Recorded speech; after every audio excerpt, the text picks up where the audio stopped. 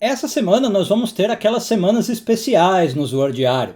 A gente está celebrando a festa de Pêssar e, portanto, a gente vai dedicar todos os Zohars desta semana a isso. Em especial, a gente vai fazer uma análise das 10 pragas que aconteceram lá no êxodo do Egito pela ótica da Kabbalah. Eu sou Yair Alon e esse é o Zohar Diário.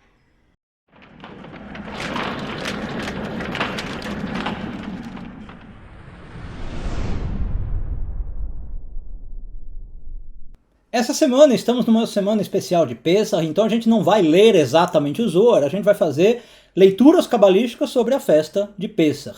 Como eu disse antes da vinheta, sobre as 10 pragas. Bom, não precisa ser grande gênio para identificar as 10 pragas como ligadas às 10 firot da árvore da vida, né? Uma relação bastante óbvia. Não precisa ser um grande cabalista para perceber isso. E é o que eu quero explorar com vocês ao longo da semana. E olha que bacana, como a matemática é maravilhosa. São 10 pragas, a gente tem 5 vídeos, né? De segunda a sexta, então a gente vai abordar 2 pragas por dia, tá bom? Então o que a gente vai fazer nessa semana? Esse estudo especial. Bom, e o que é a lógica por trás, antes de começar a ver cada praga? Para que as pragas vieram? Se você ler até no literal. Para libertar o povo de Israel do Egito. Então a Kabbalah vai dizer o quê? Essas pragas representam fatores libertadores. Certo? Ainda que eles sejam negativos, tá? Eles permitiram que eu vá para a liberdade. Então, explicando um pouco melhor, por que eles são negativos? Na verdade, eles são negativos pro povo do Egito. Mas pro povo de Israel, eles são extremamente positivos. Como eu falei, é o que permitiu libertar. Então, os cabalistas, por exemplo, Lúria falava muito disso, as pragas vão representar uma energia usada de 2 modos. O modo errado de usar aquela energia e o modo positivo. O modo errado de usar a energia é o que me deixa no Egito, é o que me deixa escravo e naquele reino que para nós na Kabbalah representa impureza, ego, um estado espiritual baixo, o Egito. Mas se eu souber usar a energia positiva, aí eu vou para liberdade, o povo de Israel, recebimento da Torá. Tá? E aí, como eu falei, cada praga é uma asfirá.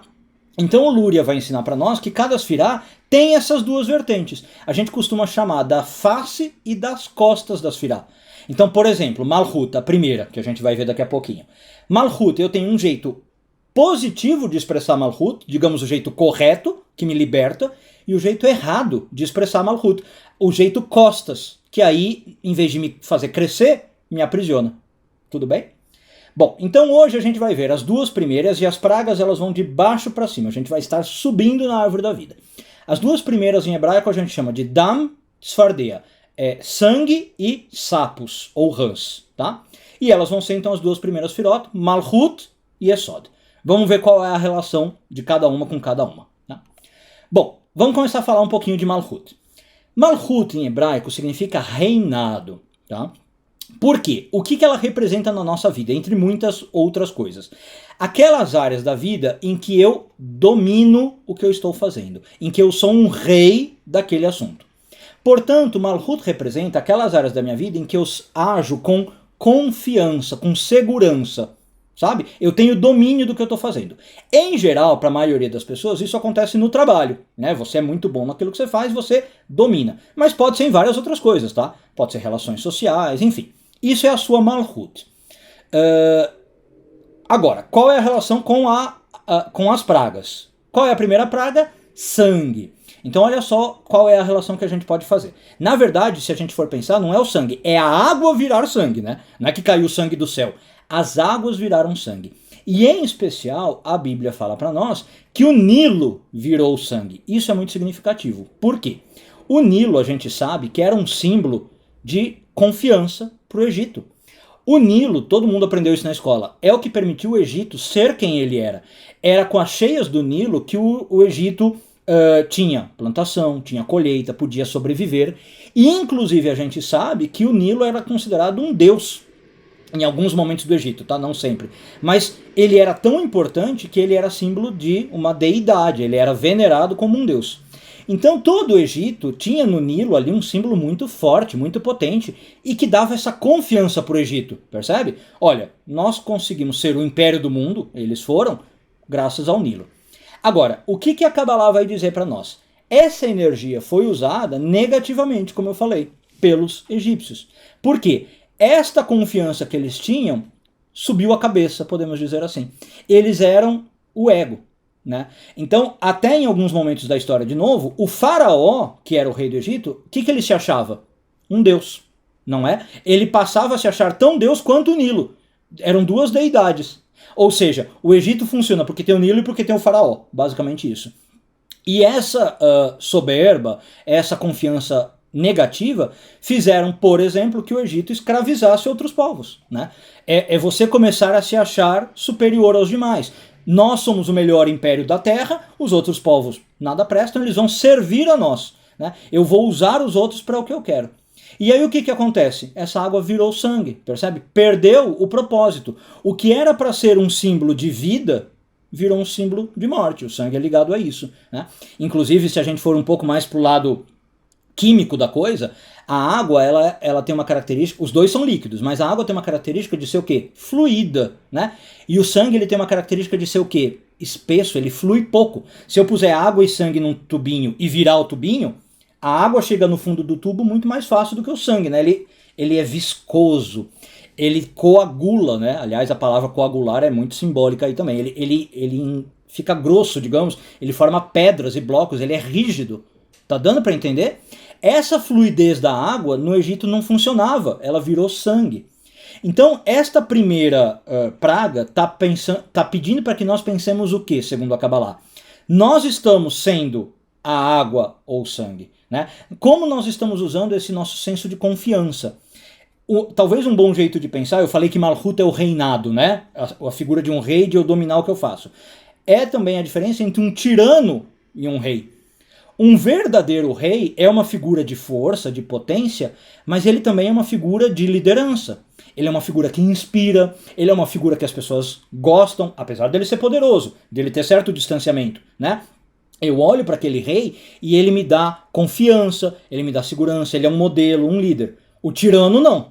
O tirano ele tem o poder e ele usa a força, ele usa para subjugar os outros. Percebe?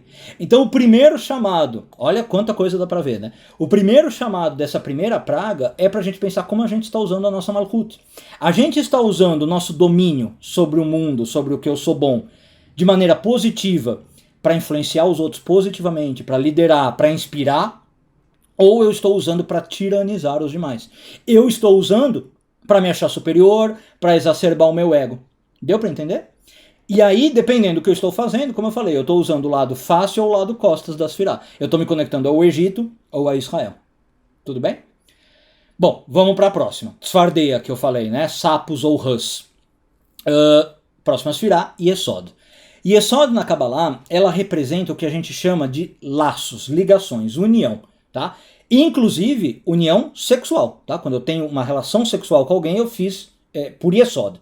Mas qualquer laço, tá? Qualquer conexão, uma conexão professor-aluno, uma conexão dois amigos, dois vizinhos, esses laços. E aí olha só que interessante, os sapos, eles também representam de certo modo, na natureza mesmo, tá? Um laço. Lembra lá das aulinhas quando a gente estava no colégio ou na escola, aprendeu sobre os anfíbios. O que significa anfíbios? O próprio nome. Duas vidas, né? Por que duas vidas? Porque os anfíbios, eles vivem parte do tempo na água e parte do tempo na terra. Eles são uma transição, né? Se a gente fala em escala evolutiva, inclusive, a gente sabe que eles são uma evolução dos peixes, mas antes de chegar nos animais totalmente terrestres, né? Então, olha só, o anfíbio ele é uma ligação entre dois domínios, entre terra e água, né? E isso aí é só, tá? Essas conexões. Só que, o que pode acontecer? De novo, essas conexões que são Yesod podem ser positivas ou negativas. O lado fácil ou o lado costas. Qual é o lado frio, o lado errado da coisa? O sapo, né? É uma conexão fria. É uma conexão que não me dá calor. Como é que é um sapo? Por que o Egito foi infestado por sapo? O sapo é gelado, ele é frio, ele é gosmento, né? Para a maioria das pessoas, o sapo é símbolo de nojo, de asco. Às vezes até de medo, né? Dependendo da pessoa. De novo, biologicamente a gente sabe que o sapo coloca os ovos dele num local frio e úmido, geralmente ali perto de um lago, né, perto de uma poça, e não sei se vocês sabiam, mas o sapo abandona o ovo, ao contrário de outros animais que cuidam, né, chocam o ovo, por exemplo, aves, né, cuidam, esperam nascer. Não, o sapo meio que não tem essa ligação. Então, o lado negativo de Yesod é esse tipo de relação. São sentimentos que envolvem apatia, desconexão, distanciamento, evitamento. Em vez de ter relações, eu evito as pessoas. De novo, e eu não estou falando só de relação amorosa, tá, pessoal? Relações sociais em geral. Qual é o jeito de eu sair do Egito, né, de eu reverter essa energia e usar o lado Israel? Fazer as relações serem o oposto. Calorosas, amorosas, emocionais, significativas, de cuidar e de proteger. Quando eu estou fazendo isso, eu estou usando o lado positivo de Yesod. Eu não estou indo para o lado praga, que é o lado sapo. Deu para entender? Aliás, tem um midrash muito interessante, só de passagem. O midrash diz duas coisas, que os sapos eles se multiplicavam no Egito. Se você tentava matar um sapo, por exemplo, o egípcio batia num sapo, pisava no sapo, ele se multiplicava em 2. Então cada vez que você tentava matar, ele ficava pior. Isso é legal, né? Simboliza que talvez quanto mais distanciamento e relações frias você tem, mais frias elas ficam. E aí a segunda coisa que o Midrash diz é muito interessante, que é o seguinte: os únicos sapos que você conseguia salvar, né, eliminar, resolver, digamos assim, é se eles pulassem para dentro de um forno, dentro do calor de um forno egípcio. O que simboliza isso, gente? A resolução do sapo é ir para o calor, é isso que eu estou falando. É sair daquela situação fria e gelada que o sapo representa para uma situação de calor e de ternura e de nutrição, percebe? Bom, então com isso, desculpa se o vídeo ficou longo, mas eu queria explorar bem os dois simbolismos. Vimos as duas primeiras pragas, sangue e sapo. E no vídeo de amanhã, se Deus quiser, vemos mais duas pragas até na sexta-feira chegar na 10ª praga. Um bom dia a todos, muito obrigado e tudo de bom.